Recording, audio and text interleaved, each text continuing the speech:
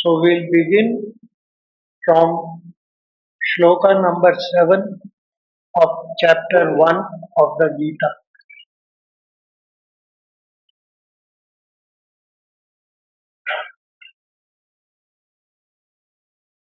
Here,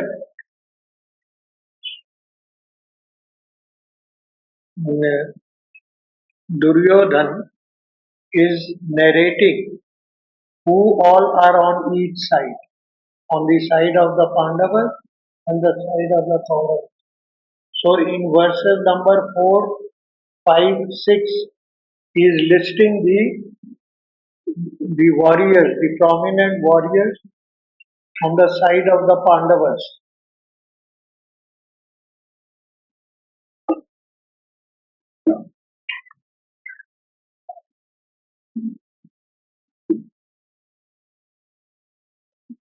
Atra Shura Mahesh Vasa.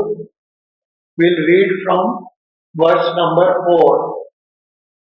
Atra Shura Mahesh Vasa Bhimarjuna Samayudhi Yuyudhano Viratascha Drupadascha Maharata Dhrishtaketuश्चकितान काशीराजश्च वीर्यवान् पुरुजित् कुन्तिभोजश्च शैब्यश्च नरपुङ्गव युधामन्युश्च विक्रान्त उत्तमौजाश्च वीर्यवान् सौभद्रो द्रौपदेयाश्च सर्वैव महारथा. Here in this mighty army are heroes and great bowmen who are equal in battle to Bhima and Arjuna, Yuyudhana, Virata and Drupada of the great car, Drishtaketu, Chekitana and the valiant prince of Kashi, Purujit and Kunti Bhoja and Shaibya, foremost among men. Yudhamanyu, the strong, and Uttamauja, the victorious. But the actual meaning of Uttamauja is one endowed with supreme luster, lustrous person. Uttamauja. It's a very beautiful name. And that is why sometimes they say about somebody, just as they say Tejasvi, they say Ojasvi also. The victorious Subhadra's son Abhimanyu and the sons of Drupada, Draupadi, all of them of great prowess. Now, now he will start listing the warriors on his own side. Asmakam tu vishishtaye tannibodha dvijottama nayaka mama sainyasya sangyartham tan bravimite. On our side also know those who are the most distinguished, O best of the twice born, the leaders of my army. These I name to thee for thy special notice. Bhavan Bhishmascha Karnascha. First of all is Dronacharya himself. Bhavan Bhishmascha Karnascha Kripascha Samitinjaya Ashwathama Vikarnascha Saumadattistathaiva च अन्ये च बहवः शूरा मदर्थे त्यक्तजीविता नानाशस्त्रप्रहरणा सर्वे युद्धविशारदा.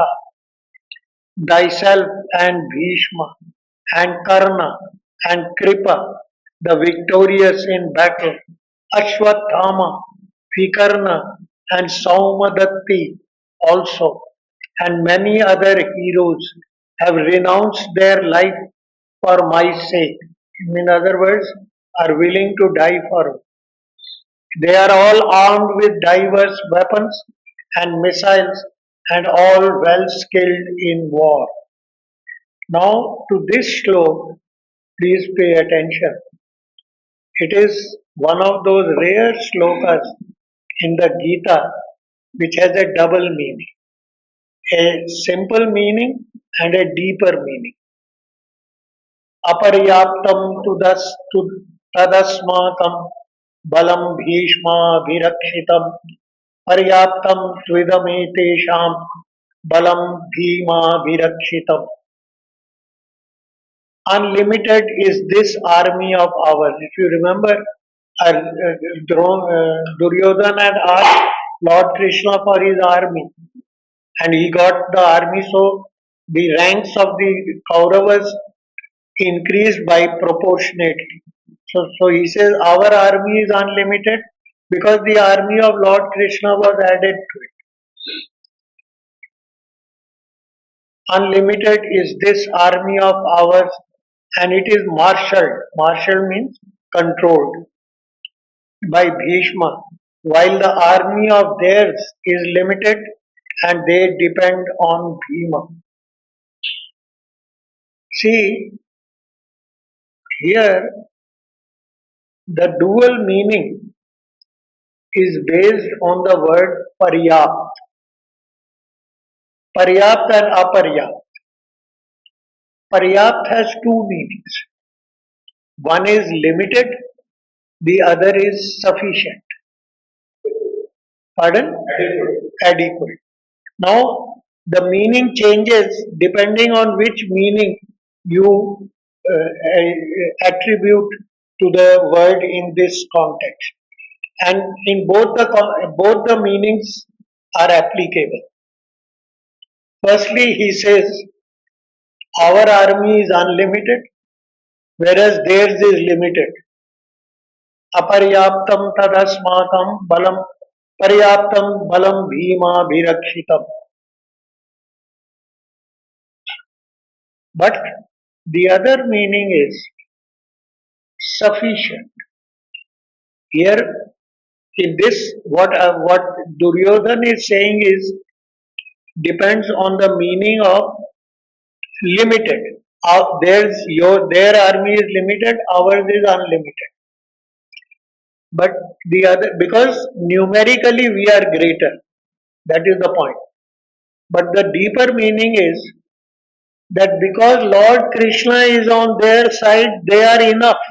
That is enough that is sufficient to make them as strong or stronger. In other words, though numerically they are lesser, but they are reinforced by the divine grace. And the divine grace can achieve even the impossible. That is the point. Okay? Because Lord Krishna is on their side, maybe Duryodhan doesn't realize the second meaning. He is unwittingly saying it, but it has a different meaning. से बड़ा deep मतलब निकलता है कि भगवान जिस दुर्बल के बल राम, जब भगवान जिसकी साइड में हो, he then becomes all powerful. दूसरा नहीं सफिशिएंट, भगवान उसके साइड में है तो नंबर चाहे कम है बट इट इज पर्याप्त, it is enough. In other words, it's an indirect assurance that they will not be defeated. That is the point. And similarly, there is another verse in the second chapter which also has a double meaning. We'll repeat it again that time, but I'm just telling you. या निशा सर्वभूतानां तस्यां जागर्ति संयमी यस्यां जागृति भूतानि सा निशा पश्यतो मुने. सुपरफिशियल मीनिंग ये है, सरफेस मीनिंग के दिन में तो बड़ी हलचल होती है, लोग आ रहे हैं जा रहे हैं, मूवमेंट होती है. So too much of activity is not conducive to meditation, is not conducive to going within and becoming quiet and peaceful. Whereas at night, when all outer activity comes to a comparative rest, that is ideal for meditating. This is the surface meaning, and it is applicable, valid. But the deeper meaning is that the normal meaning is what is night to others is day for yogi, because that time he is awake and he is meditating, and what is day for yogi is night for others. The other meaning is that for us, normally, what is daytime? Daytime is not only when we are awake and moving about. Daytime is when we are able to involve ourselves, or rather, not able to when we are involved in worldly activity. That is for us daytime. And because the yogi is inwardly detached, he has no interest in this. So for him, it is a life of ignorance. It is like night time. Is you are in the sleep, you are in the sleep of darkness and ignorance. And what to ordinary people is night time is when their involvement in their surroundings is reduced and they are sleeping. They are not involved. That is the time when he remains awake and meditates. So what is night for others is day for him, and what is day for him. This is the dual meaning like this one.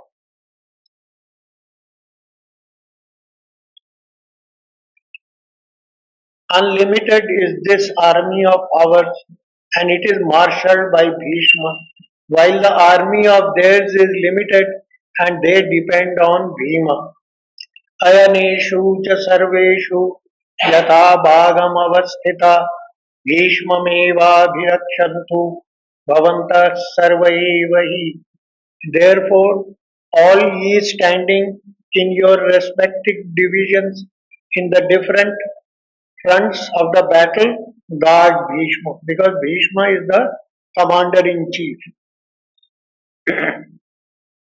तस्य संजनयन् हर्ष कुरुवृद्ध पितामह सिंहनादं विनद्योच्चै शंखं दद्मौ प्रतापवान्. I told you that see how sophisticated our ancient culture was. Even the shankha has name. Even the flag has a name. And very beautiful names, not random names. See, Tasya Sanjana Harsham Kuru with the Singhanadam. So the name of one of the conches is Singhanadam. One whose that sound that comes out is like the roar of a lion. Singhanadam Vinadyochai Shankham Dadmau Pratapavan. Cheering the heart of Duryodhan, the mighty grandsire Bhishma, the ancient of the Kurus, resounding the battlefield with a lion's roar, blew his conch. ततः शंखाश्च भैर्यश्च प्रणवानकगोमुख सहसैवाभ्यहन्यन्त सशब्दस्तुमुलो भवत्. Then conches and kettle drums, tabards and drums and horns suddenly blared forth, and the clamor became tremendous. ततः श्वेतैर्हयैर्युक्ते महती स्यन्दने स्थितौ ततः श्वेतैर्हयैर्युक्ते महती स्यन्दने स्थितौ माधवः पाण्डवश्चैव दिव्यौ शङ्खौ ददद्मतु. Then, seated in their great chariot, yoked to white horses, Madhava Sri Krishna and the son of Pandu Arjuna blew their divine conches. You know the name of Arjuna's conches? Panchajanya. I think it is Panchajanya. And it is also the name of the mouthpiece magazine of BJP. BJP का जो magazine है उसका भी नाम पांचजन्य है.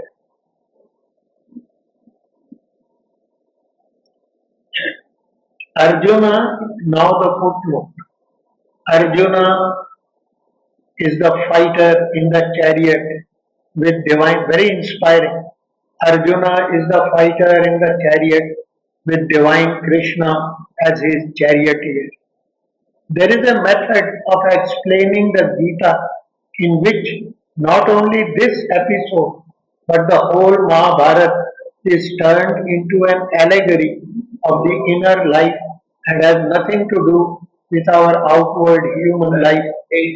Arjuna is the fighter in the chariot with the divine grace. He is the disciple who receives his initiation on the battlefield, the type of the struggling human soul who has not yet received the knowledge but has grown fit to receive it by action in the world in a close companionship and an increasing nearness to the higher divine self in humanity.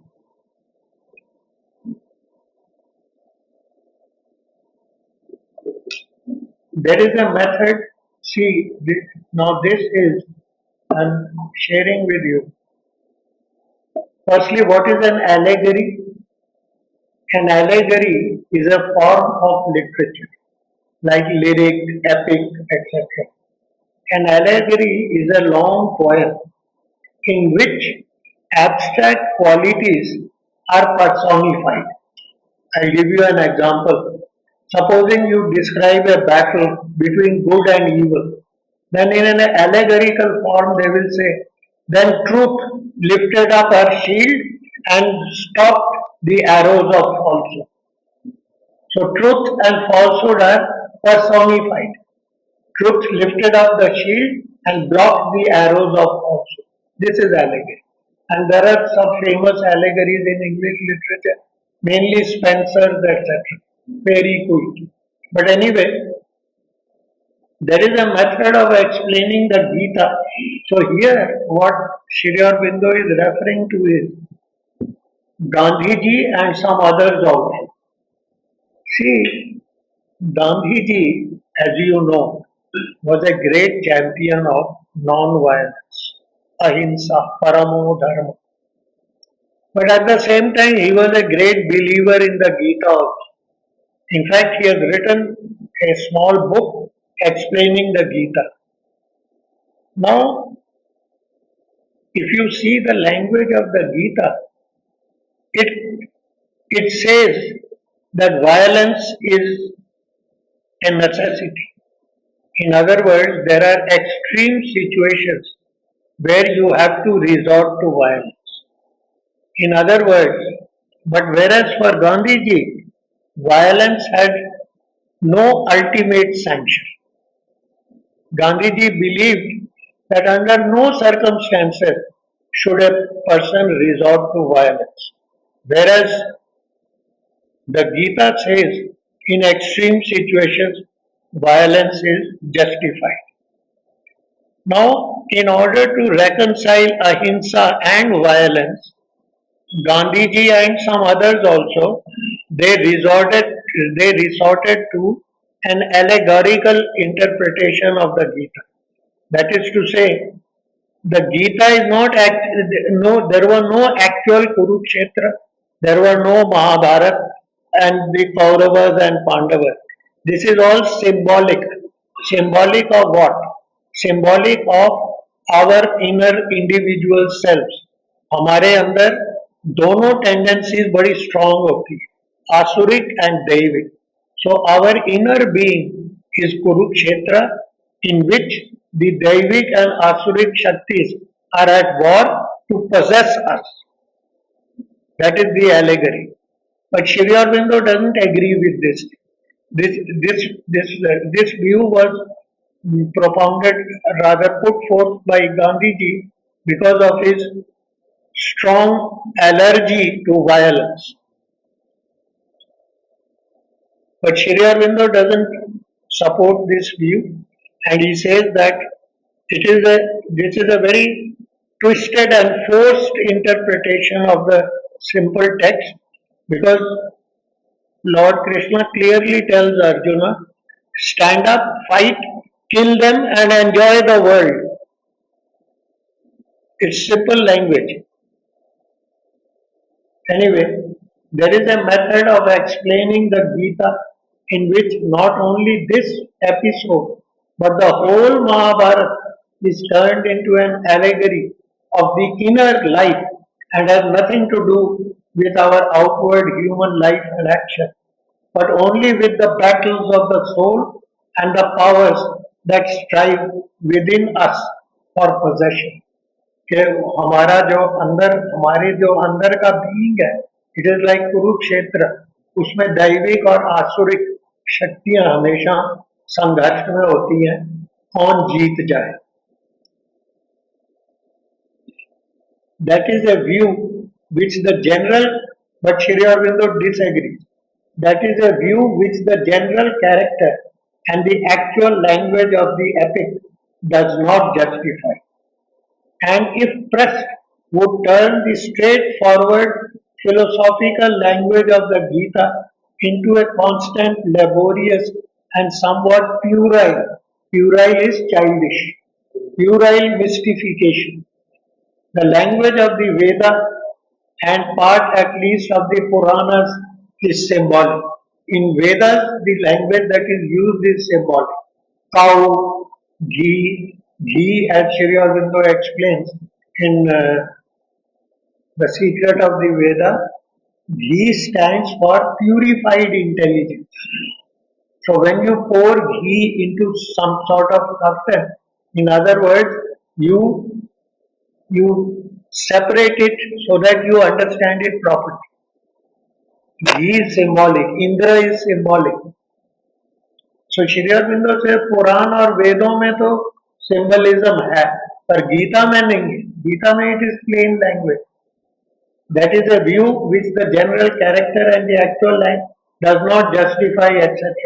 Into a the language of the Veda and part at least of the Puranas is plainly symbolic, full of figures and concrete representations of things that lie behind the veil. But the Gita is written in plain terms and professes to solve the great ethical and spiritual difficulties which the life of man raises. See, I'll go back and I'll again repeat what I had said in the beginning. What is the need for the teaching of the Gita? Already the Upanishads were there, already the Vedas were there, then the Brahma सूत्रास were there, तो एक चौथे का क्या जरूरत थी इतनी ज्यादा? तो वो यही थी कि the Gita tackles a very basic problem, and that is the insufficiency of the moral law. The moral law as a practical guide is very useful, but when pressed to the extreme, it is an insufficient guide. Take for instance a simple thing. Telling truth is good or bad? Huh? Good. What should a diplomat do for his country? तो वो absoluteness खत्म हो गई. So the insufficiency of the moral law. So that is the justification of the teaching of the Gita, for the coming into existence of the Gita. And then the Gita goes on to substitute the insufficient moral law by a higher spiritual law. If in certain extreme circumstances, when the moral law fails, then you have to follow the higher law, which is the spiritual law.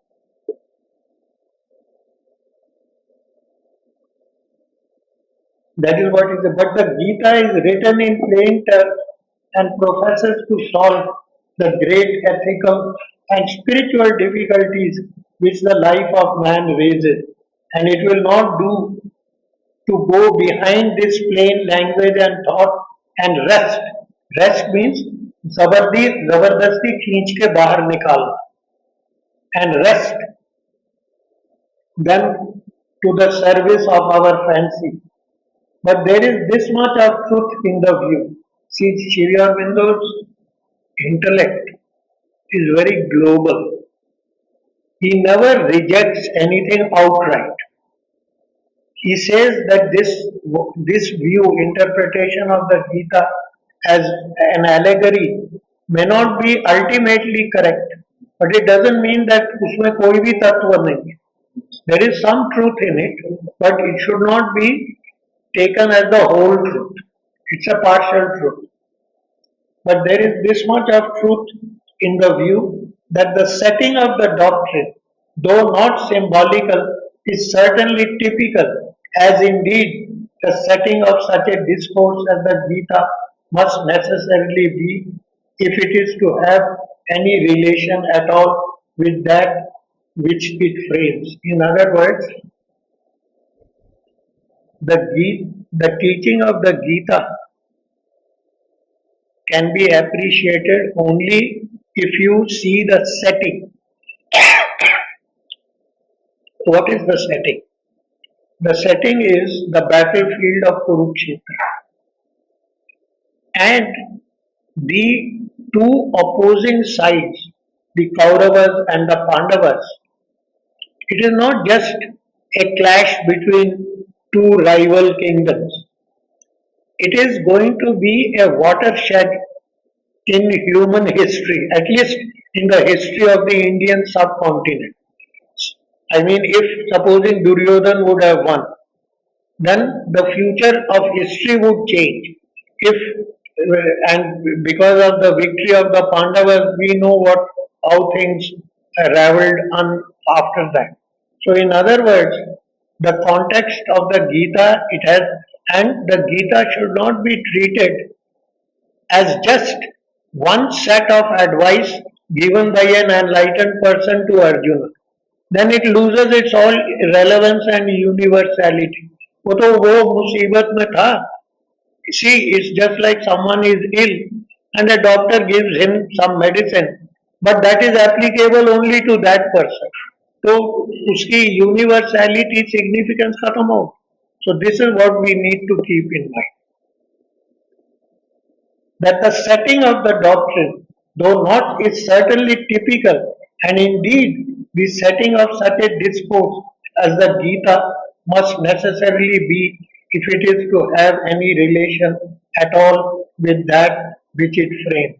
So, in its widest term, the setting is that this world is a place of conflict between good and evil, and every forward step is achieved by dint of great struggle and effort. Progress is not the result of any easy walkover. Shri Aurobindo ने एक जगह कहा है, the divine does not relish easy victories and walkovers. The divine likes to achieve after struggle. There are indeed three things in the Gita which are spiritually significant, almost symbolic, typical of the profoundest relations and problems of the spiritual life and of human existence at its roots. That is the thing. The Gita deals with human existence at its roots. What are the roots? What is the aim of life? Why are we here? Is there a purpose in our living? These are those fundamental basic questions. Are we here in this world only because our parents gave birth to us and our role is only to again repeat this cycle and give birth to other children? Is this the purpose of existence? Why we are born? Or is there a deeper purpose? And if there is a deeper purpose, what is that? How to find it? These are those that universal setting which the Gita tackles. See, remember one thing. The Gita makes one thing very clear, that the ultimate goal of human existence is self realization. Every other goal is subordinate. Normally, we lead our lives and we have our goals.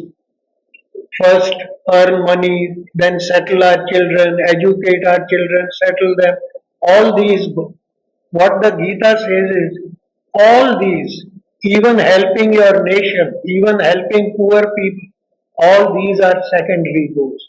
The first and primary goal should always remain self realization. Everything else is secondary.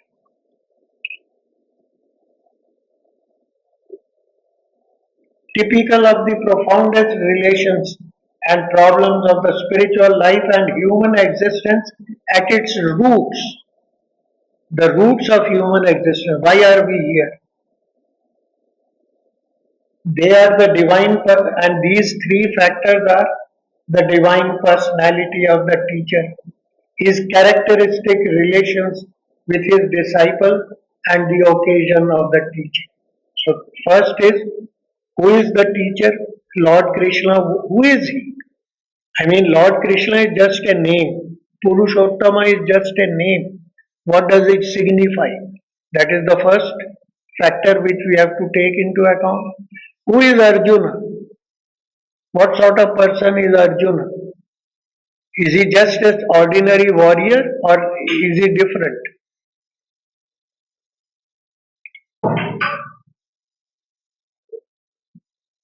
And then, what is the occasion of the teaching? It's not a classroom, it's not a hermitage, it's a battlefield, Kurukshetra, and it is symbolic of this world, which is a place of constant struggle, tussle, not of easy victories and walkover. So these are the three crucial, you can say, legs on which the Gita's philosophy rests. See now, and so first is they are the divine personality of the teacher, the characteristic relations with his disciple, and the occasion of his teaching. These are very inspiring lines, sentences.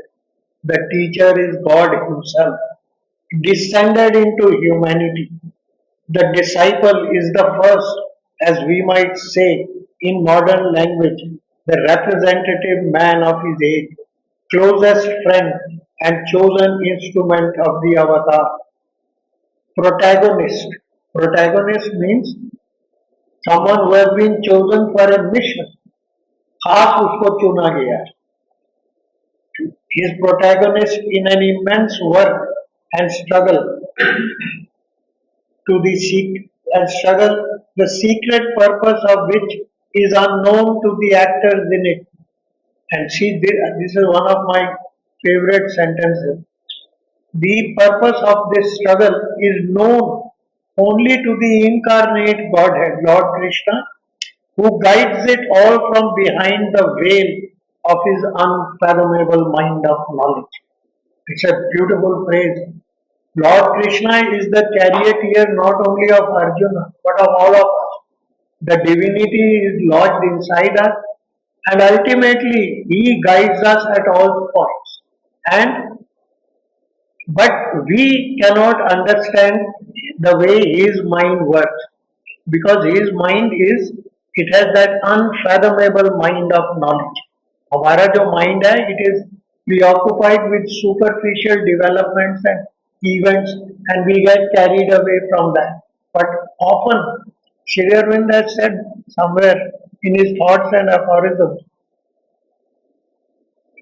when we look back on our past, often when we look back on our past, we find that the divine grace was maximum with us when it did not allow what we wanted to happen.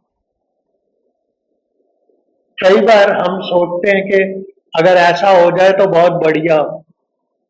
But with the passage of time our perspective changes and then we realize कि अगर उस वक्त मैं जो चाह रहा था अगर वैसा ही हो जाता तो सर्वनाश. It is good that I was prevented. My goal was defeated. These are examples of that unfathomable mind of knowledge. If memory serves me right, who is the first heart surgeon who did that heart transplant? Christian Barnard. He is the first. If he has written in his autobiography that as a young man he also was attracted to do something very glorious, something which catches the eye. He wanted to become a fighter pilot. is something very sort of people look up to it, fighter pilot.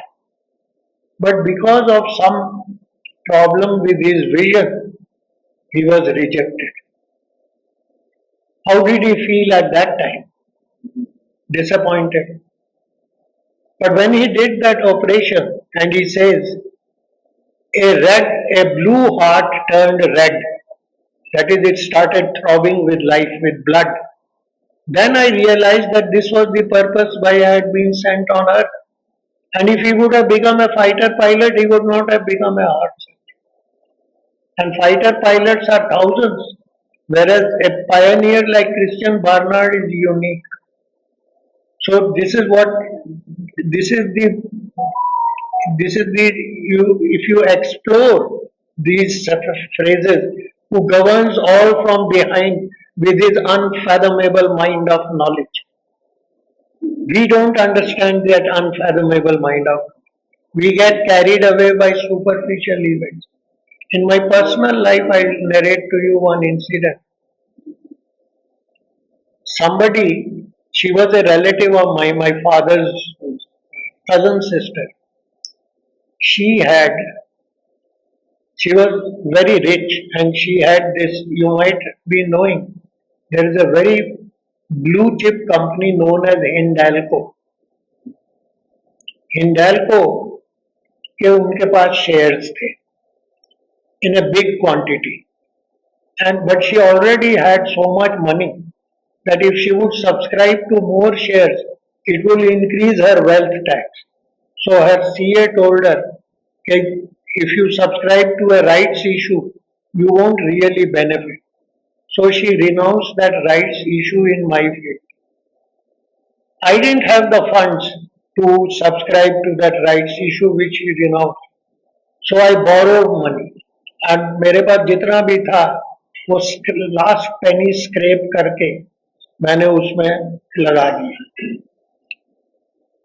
After that, they declared bonus, they declared dividend on bonus, many things. And everybody got their bonus scripts, their right scripts, everything. Dividend, I got nothing. Their head office is in Bombay. So I naturally panicked कि what मैंने तो अपना सारा लगा दिया और कुछ नहीं मिला. And I asked my बुआ, she said वो rights तो मैंने सब्सक्राइब नहीं किए थे, but I got dividend, bonus, everything. Now what was the option before me? To go to Bombay, and there was अभी ये email, mobile नहीं था. Anyway, I took a chance and just wrote to them a simple letter saying that I had subscribed and all and I have not got anything. So they wrote back after a month that yes, we have received your letter, you are right, there has been a mistake on our part, and we dispatched all that was due to you to somebody else, and we will take steps to remedy that error. In the meanwhile, that share, they gave it at a premium of 40 rupees. So for 50 rupees share. After it was listed, he revised, it was 75. So I would have made a profit of 50% in 2 months, which is a very high return. Any businessman will say it's a very high return. I would have sold out. Because they misplaced, I couldn't sell. And by the time I got the script, it shot up to 200. This is that unfathomable mind of knowledge. It's not very clear. Pardon? It's not very clear.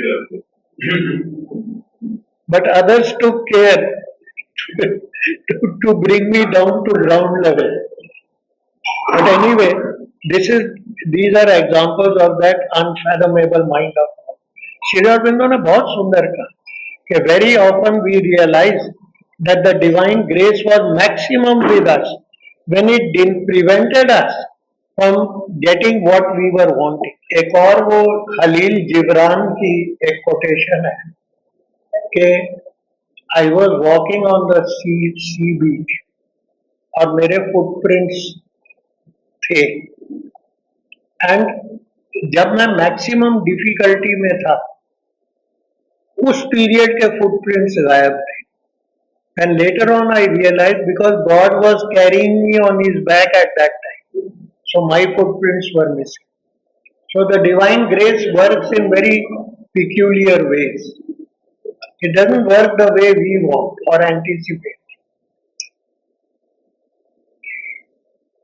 The, the Godhead, known only to the incarnate Godhead, who guides it all from behind. So, in other words, in the Gita or in the Mahabharata, Lord Krishna being a charioteer is symbolic of the fact that our lives are governed by a divine presence of which we are often not aware. It works from behind, but we don't recognize its working, its presence. He had, but it worked for his defeat and eventual emancipation. For instance, Ravan also was blessed by the fact that he was killed by Ram. That proved his emancipation, his blessing. Anyway, who guides it all from behind the veil of his unfathomable mind of knowledge. The occasion is the violent crisis of that work and struggle at the moment. So, in other words, Arjuna is the protagonist because the outcome of that battle will have a historic significance. It is not just a clash between two opposing kingdoms, like the Trojan War. The outcome of the Trojan War determined the course of future history. Europe was on the ascendant and Asia was on the decline. The occasion is the violent crisis of that work and struggle. At the moment, see the poetic prose. This is Sri Aurobindo's mastery of, even when he writes prose, it is very poetic. The occasion is the violent crisis of that work and struggle at the moment when the anguish and moral difficulty and blind violence of its apparent movements forces itself with the shock of a visible revelation on the mind of its representative man and raises the whole question of the meaning of God in the world and the goal and drift and sense of human life and conduct. See, often we see so much suffering. We ask ourselves, is there really something like God? And why does He tolerate so much suffering? अगर उसने कुछ करना भी है तो why does he need to do it by causing so much? He can do it in a simpler way also. So we are baffled, and later on he will say the the the problem before Arjuna is either to withdraw or to carry it through to its inexorable completion. ये आएगा sentence. Inexorable is unavoidable.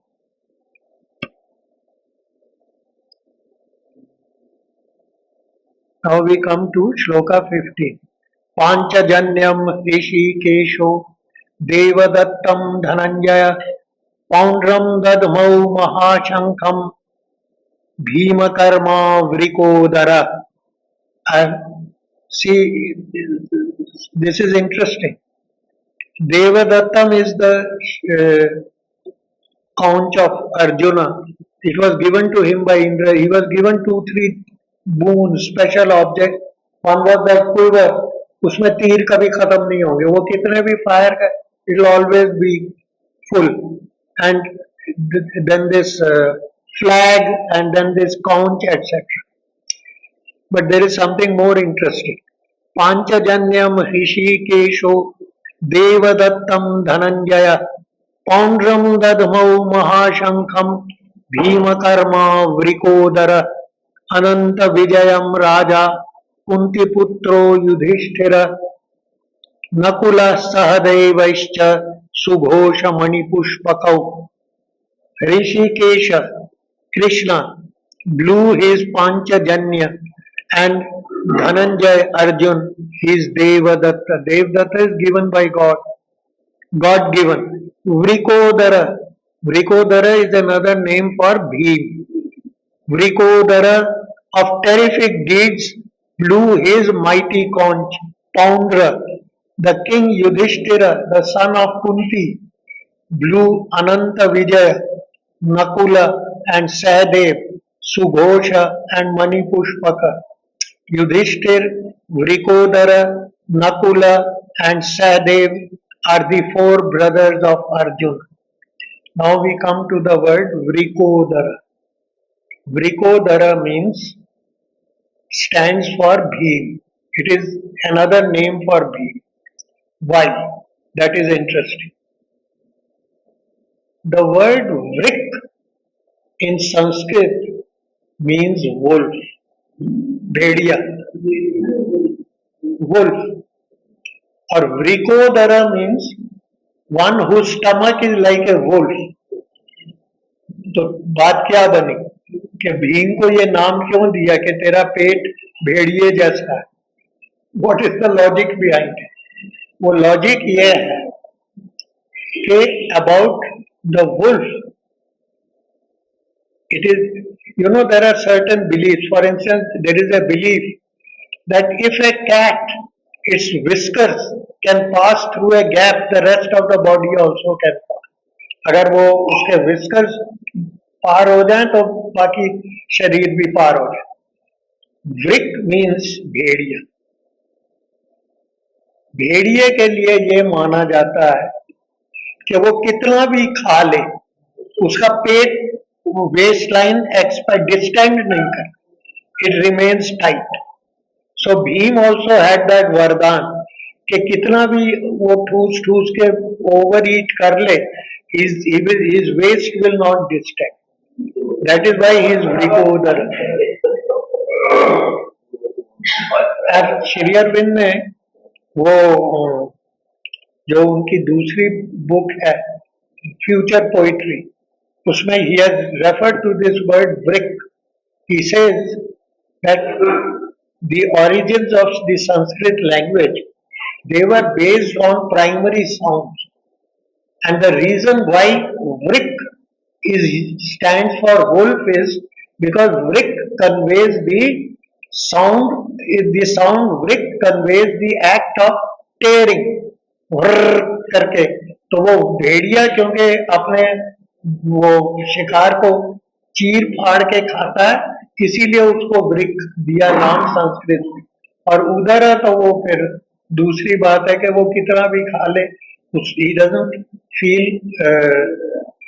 his waist or stomach doesn't bloat up. Vrikodara.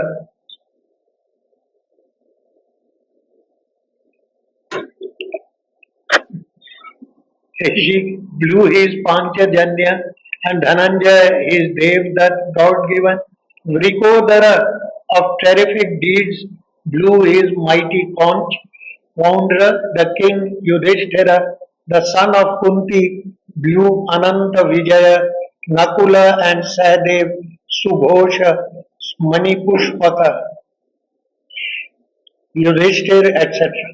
काश्यश्च परमेश्वास Shikhandi च महारथ धृष्टद्युम्नो विराटश्च सात्यकीश्चापराजिता द्रुपदो द्रौपदेयाश्च सर्वशः पृथिवीपते सौभद्रश्च महाबाहु शंखान दध्मु पृथक पृथक. हर एक ने अपना शंख बजाया. And Kashya of the great bow and Shikhandi of the great. I have told you this is a peculiar trait not only in Mahabharata and Ramayana but also in the Greek epics of Iliad, Homer's Iliad, etc. I don't know how this thing is common to epics in such, I mean, separated by so much geography. वो ये है कि whenever there is this tendency, whenever they describe a hero, उसके साथ एक एपिथेटिकल phrase लगा देते of the might. See, Kashya of the great bow, Kashya of the and Shikhandi of the great chariot, Dhrishtadyumna and Satyaki we unconquered. Drupada and the sons of Draupadi, and Saubhadra, the mighty arm. On all sides their several conches blew. So here you have several examples of an epithetical phrase being sort of latched on to the main noun. In Homer's Iliad also you find this thing. Homer has two epics, Iliad and Odyssey. The story of Iliad is mainly the wrath of Achilles. Achilles was a Greek hero, mighty soldier, but he was not the leader of the Greek army. The leader of the Greek army was Agamemnon. So Achilles had some differences with Agamemnon and he got angry. And he said, I will not fight. So he withdrew from the battle, which was a big loss for the Greeks because he was their main hero. And for 9 years he remained aloof. लड़ाई नहीं, बस अकेला ही रूठ के बैठा रहा, सल्क करता था. देन Achilles का एक बड़ा क्लोज फ्रेंड था पेट्रोक्लस. उसको लड़ाई में ट्रोजन हीरो था हेक्टर, उसने मार दिया. That infuriated Achilles and he got angry. And he vowed that I will take revenge for my friend's death. And then he entered the war and he fought against Hector and killed Hector. And he was a very brutal person. उसने क्या किया, Hector को की टांगे एक रस्सी से बांध के अपने चैरियट के साथ बांध के he dragged his Hector's body around the Trojan city 7 times. It was completely mangled. Then Hector's father, old man, he pleaded to Achilles, please release my son's body. Then he released it and Hector was given a proper funeral. But he had treated him like a fit for being eaten by vultures. तो वो जो last line है उसमें भी यही है. Such were the funeral rites of Hector, the tamer of horses. See, such were the funeral rites. See, as far as the funeral rites are concerned, it has no connection with his ability to tame horses. But this is part of the epic tradition. Such were the funeral rites of Hector, the tamer of horses. So this is, it's a mystery to me how this common thing, legacy is there in the Mahabharata and in Homer's epics and also Virgil's epic. Virgil has copied from Homer, I understand. But from how did Homer and Mahabharata meet, it's a mystery. Anyway, सघोषो धार्तराष्ट्राणां हृदयानि व्यदारयत् नभश्च पृथिवीं चैव तुमुलो व्यनुनादयन्. That tumultuous uproar resounding through earth and sky tore the hearts of the sons of Dhritarashtra.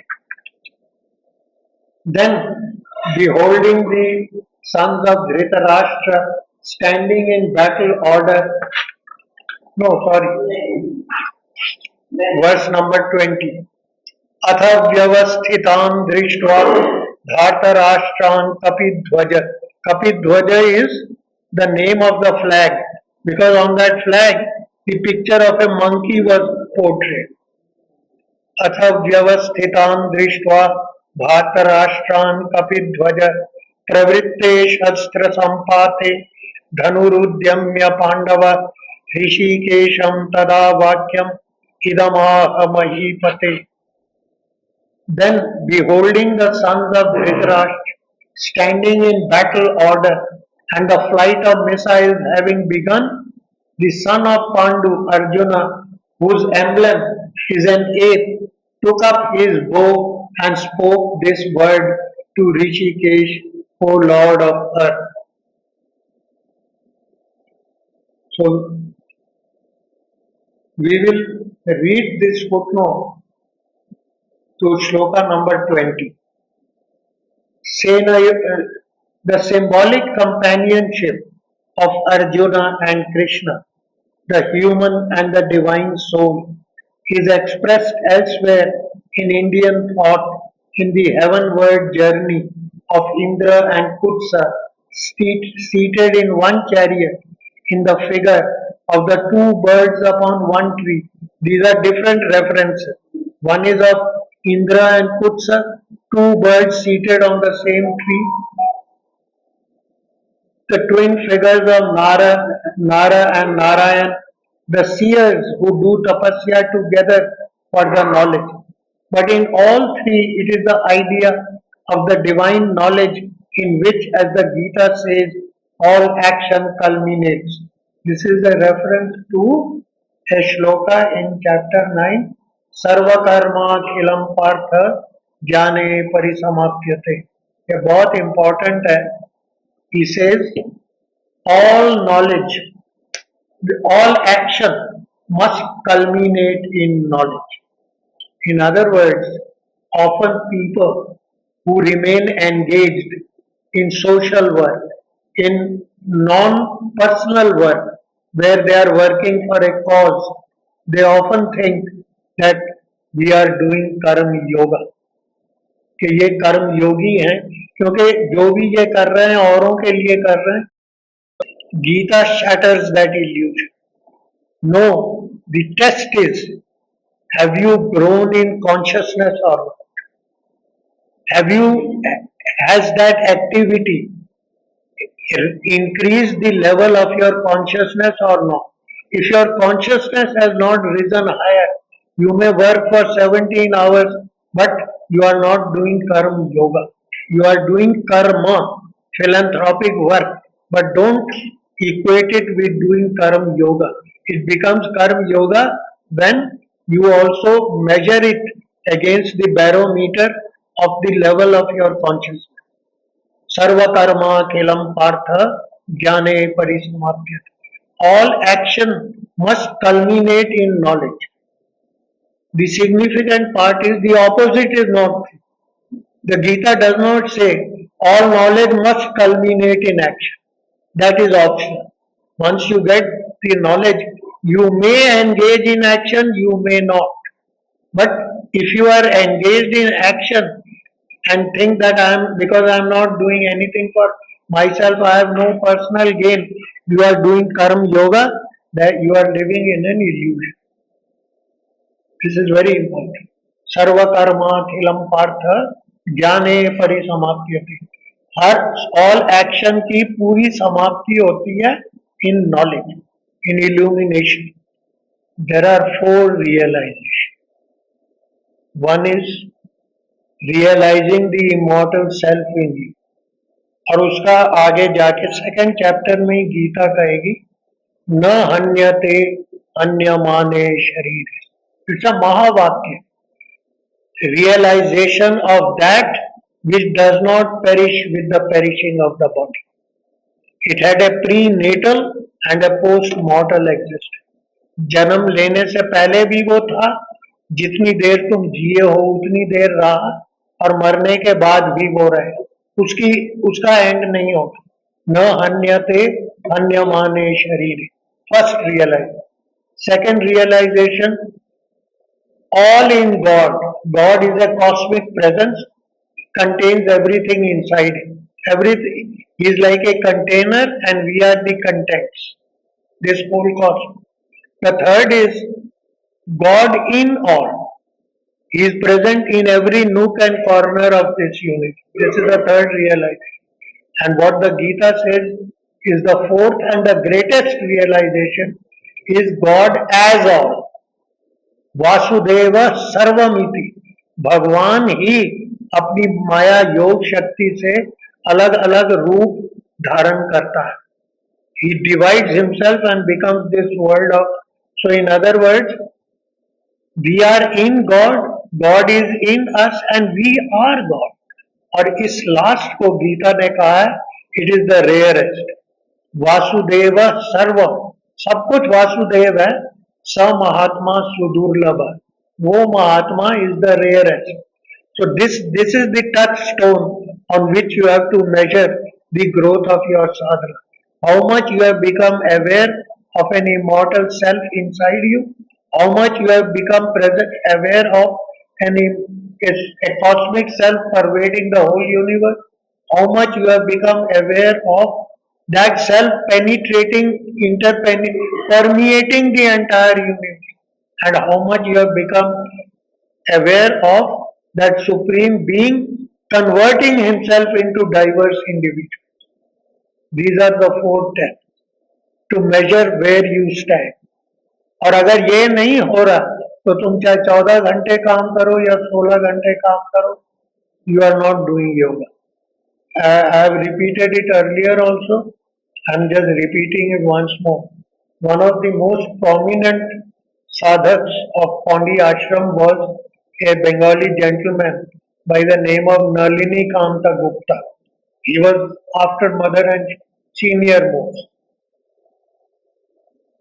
So once a young man went to Nalinida and said, "Okay, I want to stay here. Give me permission." So Nalinida said, "Okay, you stay here for 3 months."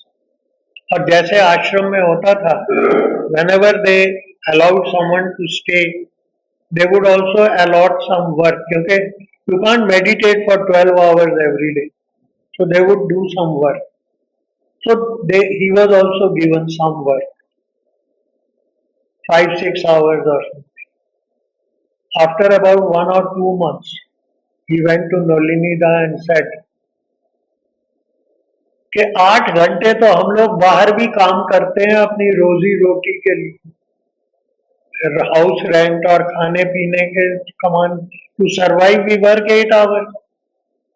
तो अगर हमने यहाँ आश्रम में सिर्फ 8 ही घंटे काम किया तो माँ की तो हमने सेवा की ही नहीं, हमने तो अपनी रोजी रोटी और स्टे को जस्टिफाई किया by working.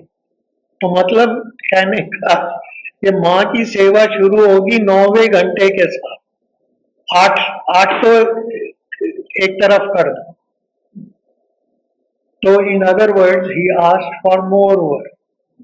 So Nolnida made some arrangement. He was busy for 10 or 12 hours or something. And then he went back to him after some time and said, "I want to stay longer, but I want more work to really serve the mother."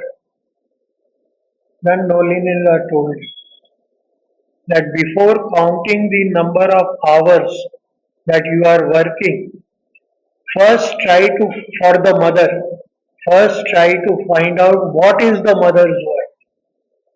It is not just wiping dishes and cleaning floors and all. What is the mother's work? Why did the mother start the ashram? To keep people busy for 14 hours, 12 hours, 16 hours? Mother started the ashram so that people can grow in consciousness. And if you are not growing in consciousness, even 16 hours is less.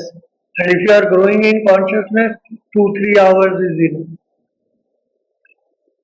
That is what the Gita says. Sarva karma kilam partha jnane parisomapyate.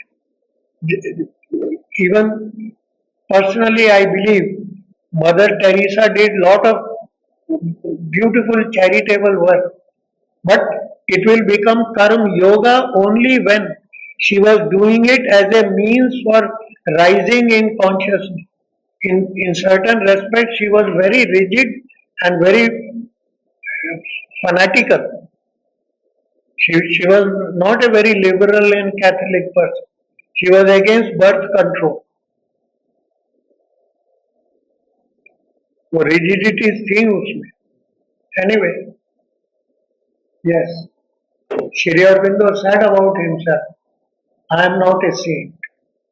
He makes the distinction between saint and sage. Sage and saint. Saint can be carried away by these universal love and compassion and sympathy, and like you see about Saint Francis, that if a horse was whipped, he would also start crying and all. These are saintly people. The sage is the Gita, Samatvam Yoga Uchyate. He is absolutely above the duality, unaffected.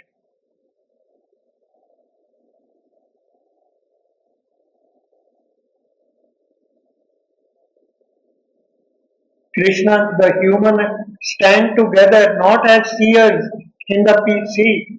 That the occasion of the teaching is the battlefield of Kurukshetra. It is not a G61 quiet peaceful AC चल रहा है कोई disturbance नहीं है. If you are not careful, you will be hit by a bullet and finished. The teacher of the Gita is therefore not only the God, sorry, Arjuna and Krishna, they stand together not as seers in the peaceful hermitage of meditation, but as fighter and holder of the reins in the clamorous. Clamorous is noisy, clamorous field in the midst of the hurtling. Hurtling is which is being thrown with great force. Hurtling shafts in the chariot of battle. The teacher of the Gita is therefore not only the God in man who unveils himself in the world of knowledge, this we have already seen, who unveils in the world by and for whom all our humanity exists and struggles and labors towards whom all human life travels and progresses. This is what I said. The goal of directly or indirectly, all of us are moving towards union with Lord Krishna. Only some are doing it consciously, some are doing it in a state of unconscious drift. He is the secret master of works and sacrifice and the friend of the human people.